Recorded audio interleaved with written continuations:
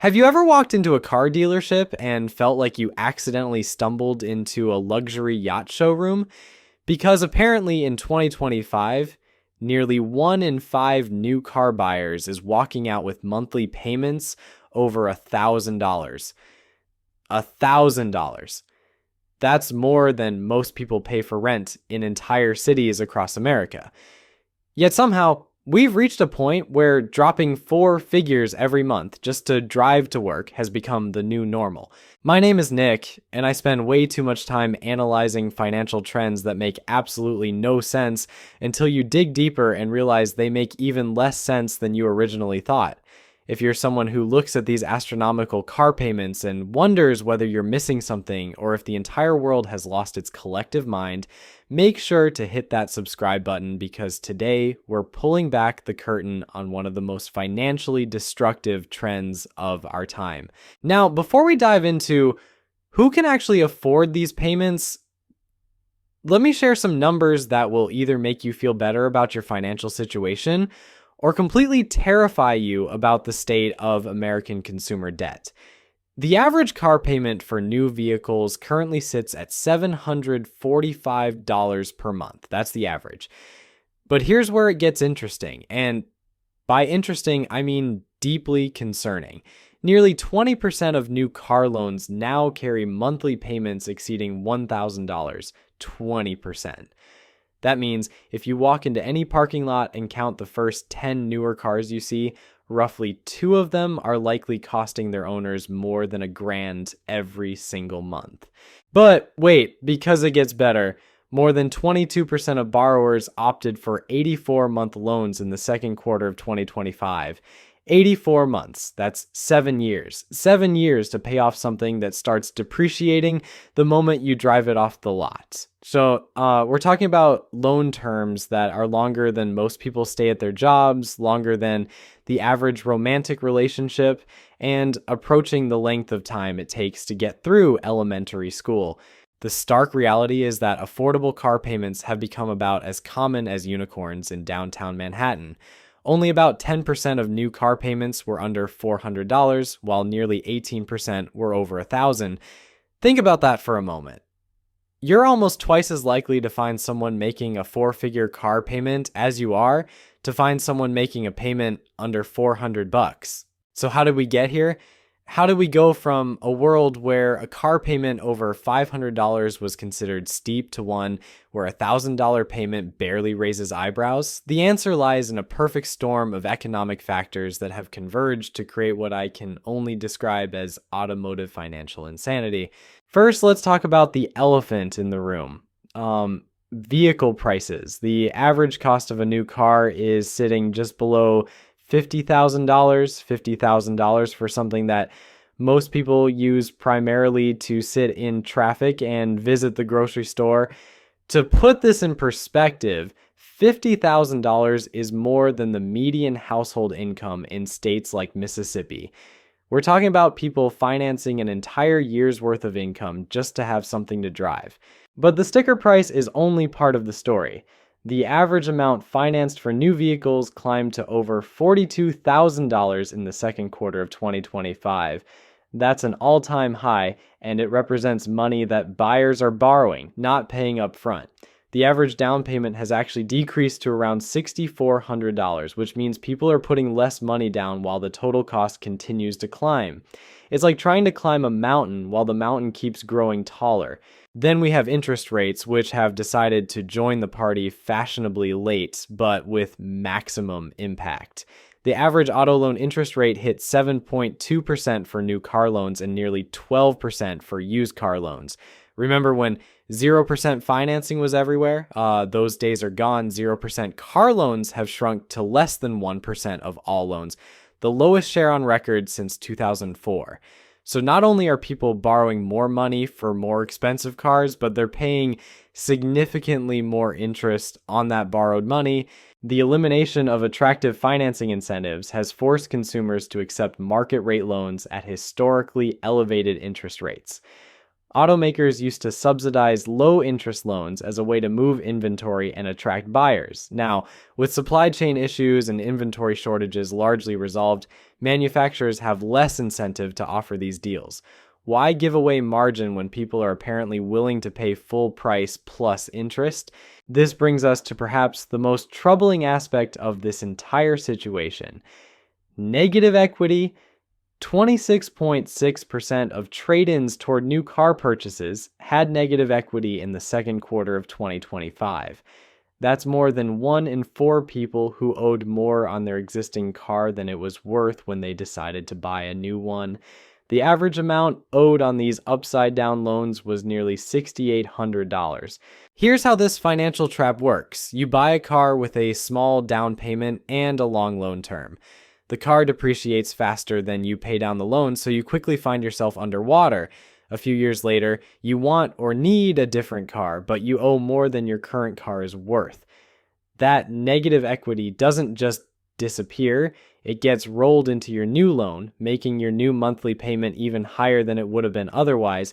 Nearly 33% of underwater trade-ins had between $5,000 and $10,000 in negative equity, while over 23% had negative equity above $10,000. Imagine walking into a dealership owing 10 grand more than your car is worth and then taking on an even bigger loan for a new vehicle. It's financial quicksand, and the more you struggle, the deeper you sink. The average monthly payment for buyers who rolled negative equity into a new loan climbed to $915, and that's just the beginning, because once you're in this cycle, it becomes incredibly difficult to escape. You're essentially paying for 2 cars, the car you're driving and the phantom debt of the car you used to own. What makes this whole situation even more bizarre is that we're not just talking about luxury vehicles anymore. Sure, if someone wants to finance a BMW or Mercedes for $1,000 a month, that's their prerogative. But we're seeing 4-figure payments on pickup trucks, family SUVs, and vehicles that were considered mainstream just a few years ago. The psychological shift has been remarkable. Somehow, we've normalized the idea that transportation should consume a massive portion of household income. People are making decisions about car payments that they would never make about any other purchase.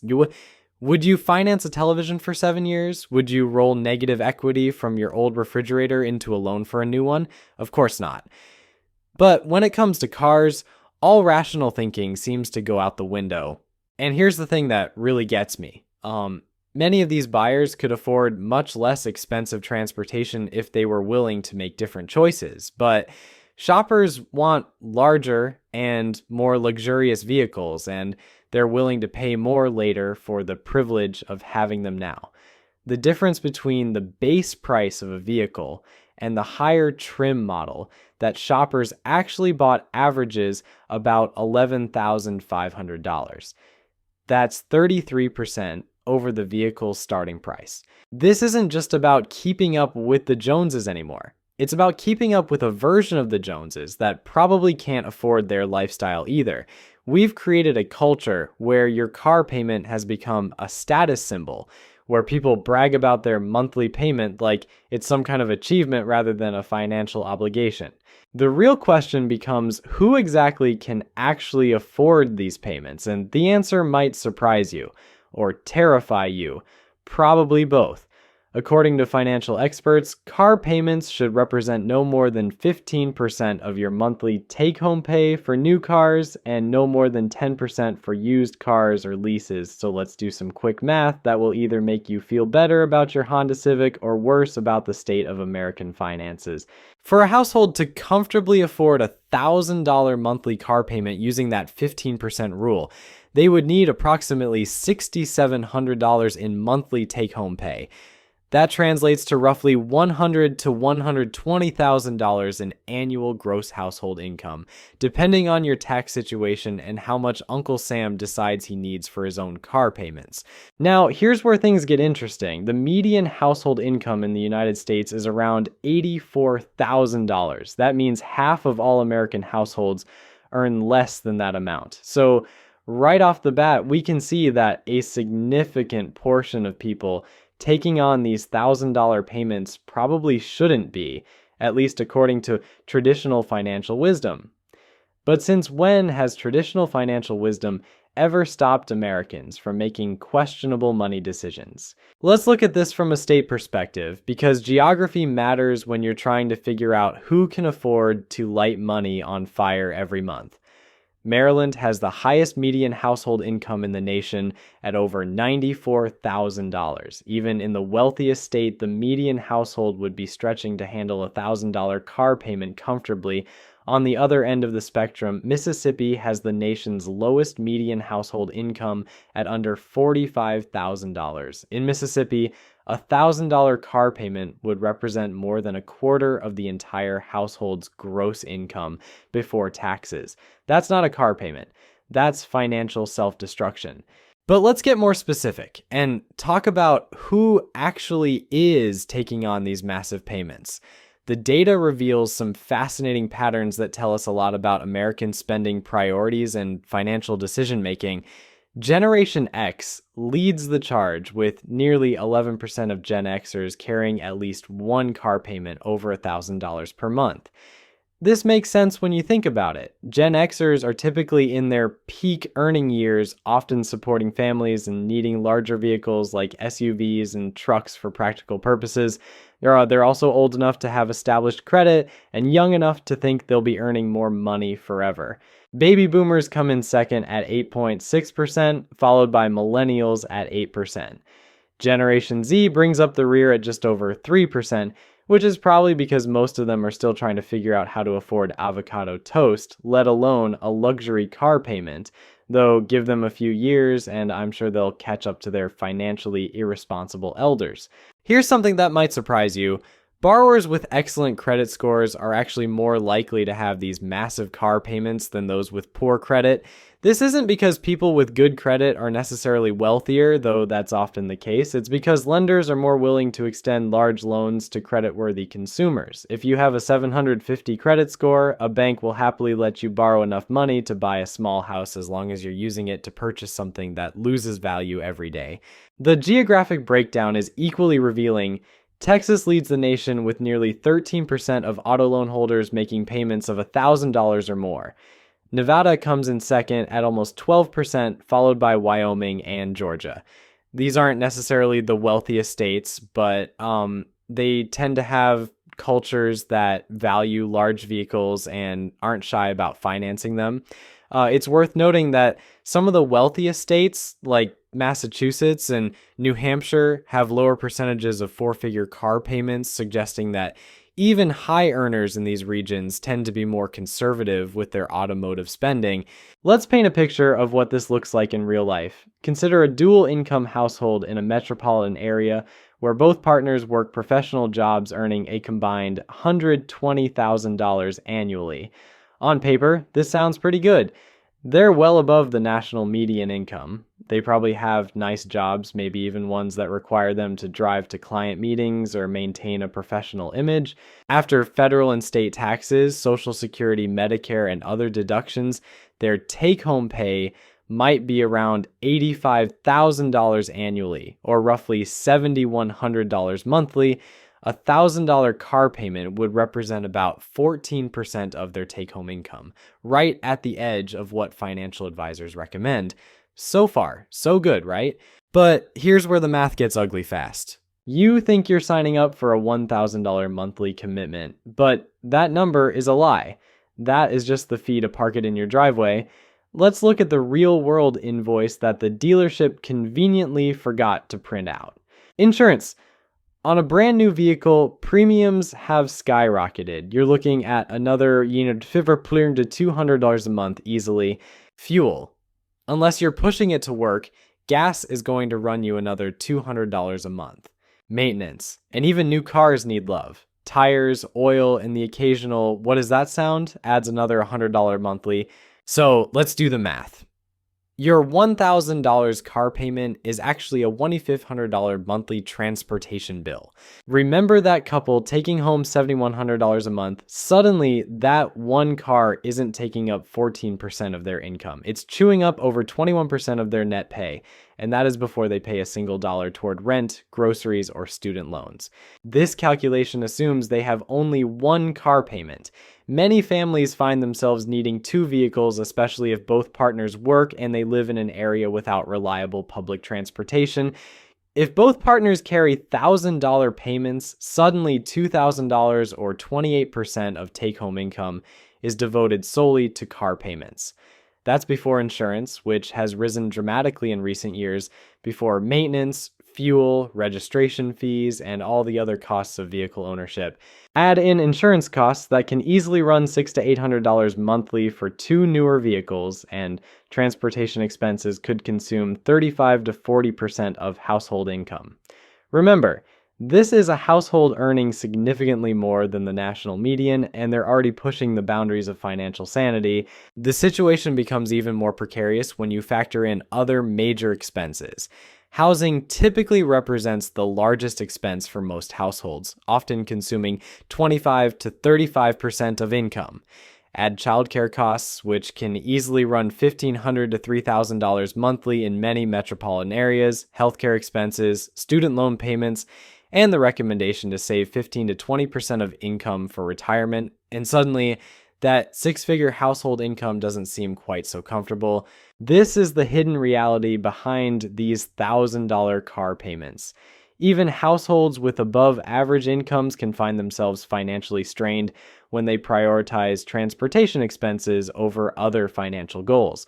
The problem isn't necessarily that they can't make the payments. The problem is that making these payments often comes at the expense of building wealth, saving for emergencies, or investing for the future. What's particularly concerning is the psychological aspect of these decisions. Many consumers are making emotional choices about transportation that don't align with their financial reality.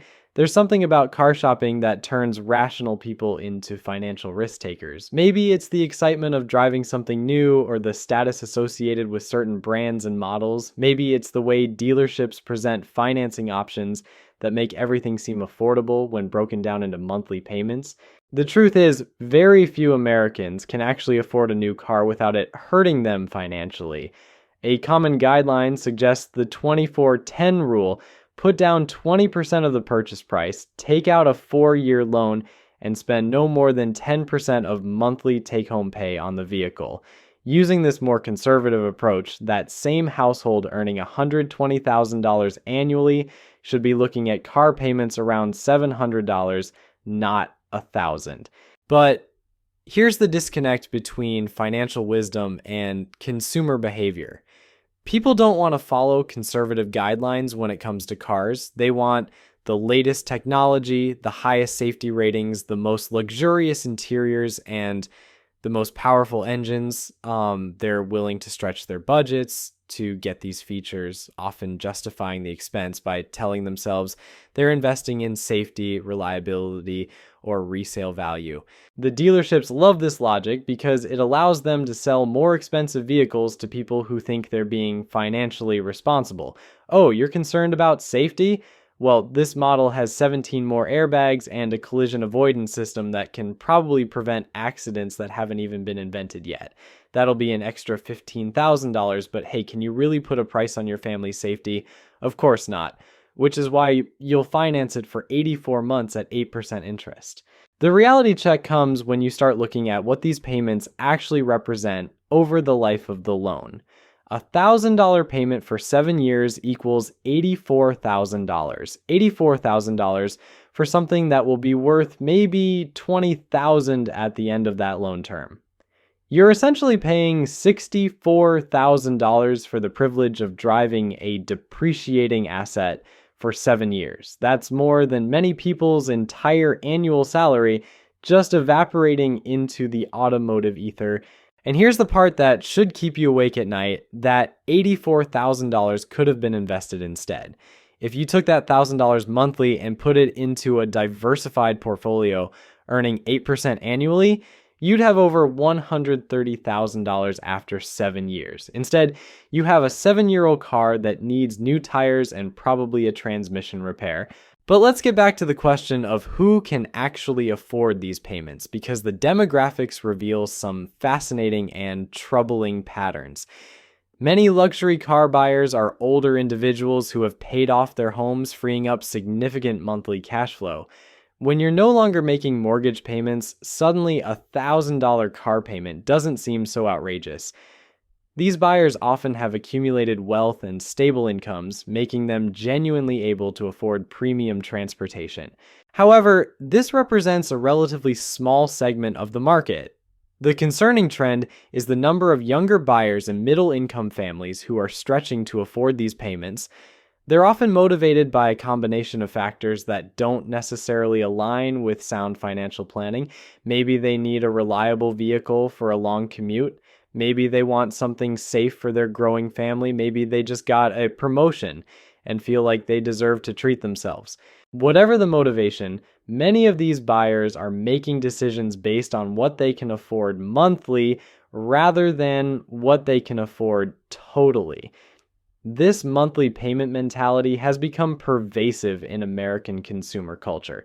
We don't ask how much something costs anymore. We ask how much it costs per month. Your brain processes a $1,000 monthly payment very differently than it processes an $84,000 purchase price.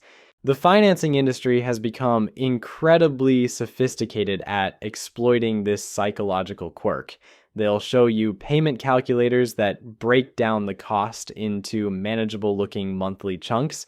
They'll offer extended warranties, gap insurance, and protection packages that can easily add another $100 or $200 to your payment.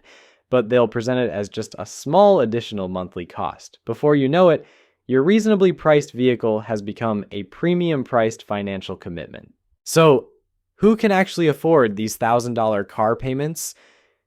The uncomfortable truth is that very few people genuinely can, but that hasn't stopped millions of Americans from signing on the dotted line anyway. The math doesn't lie, even when we really want it to. If you're watching this and feeling better about your modest car payment, congratulations on being financially sane. If you're currently making a 4-figure payment and wondering how you got here, well, at least you're not alone in this particular form of financial madness. Remember, wealth isn't built by impressing strangers at red lights with your monthly payment amount.